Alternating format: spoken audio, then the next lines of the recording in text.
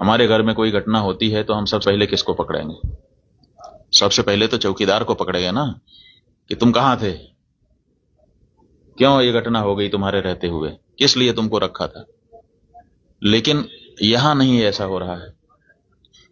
यहां जो है कहते तो हैं कि हम चौकीदार हैं, लेकिन चौकीदारी अगर की गई होती, हाँ चौकीदार अगर अपने काम में पक्का होता है तो उसके ऊपर आक्रमण करके उसको कोई मार दे, लेकिन फिर कहा जाता है कि इस चौकीदार ने अपना निभाया। यहां तो कुछ पता ही नहीं है, कोई लड़ा ही नहीं उनसे, किसी ने उनको रोकने की कोशिश ही कहीं नहीं की। वो आए, घटना की, आराम से चले गए, कहीं पर उनको कोई बाधा नहीं है। कहां है चौकीदार? और चौकीदार के बारे में चर्चा ही नहीं हो रही है। अब कह रहे हैं हम उनको सबक सिखा देंगे, हम ये कर देंगे, हम वो कर देंगे। पाकिस्तान की धरती से आए थे। अरे भाई, पाकिस्तान की धरती से आए थे, इतनी जल्दी कैसे पता चल गया आपको?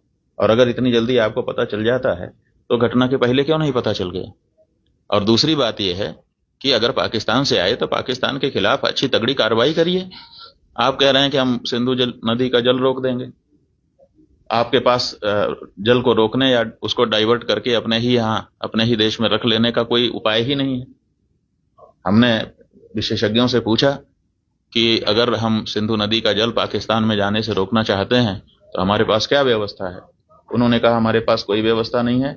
अगर हम आज से शुरू करें कि ऐसी व्यवस्था हम बना लें तो पैसा कितना लगेगा वो तो अभी पूछिए ही मत।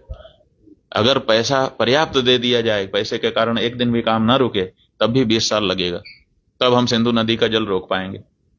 तो ऐसी परिस्थिति में हम ये कह दे रहे हैं कि हम सिंधु नदी का जल रोक लेंगे। और टेलीविजन के एंकर हमने सुना वो कह रहे थे बूंद बूंद के लिए तरसेगा पाकिस्तान, एक गिलास शुद्ध पानी नहीं मिल पाएगा, खेती नष्ट हो जाएगी, बिजली नष्ट हो जाएगी, ये हो जाएगा, वो हो जाएगा।